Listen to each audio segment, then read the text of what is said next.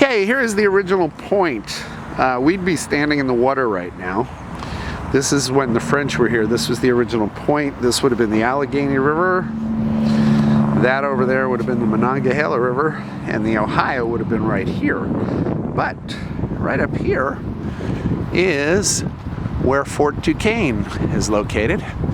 And we're going right to the edge of the fort right now, and I'll show you how tiny the fort was compared to the British fort. Here is the wall, one of the bastions, as they were called, of the fort.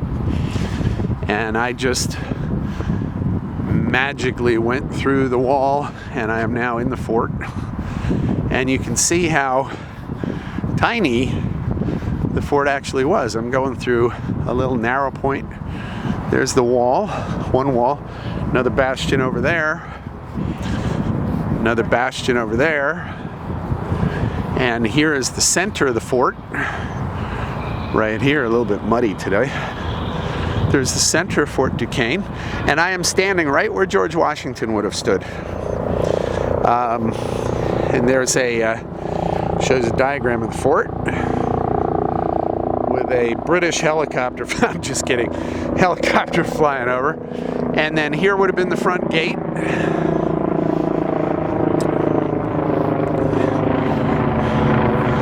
Right here's the front gate.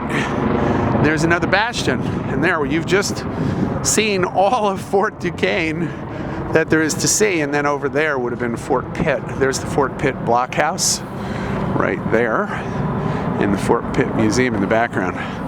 But there's my sister and my wife on the other side of Fort Duquesne, so you can see how tiny the French fort was.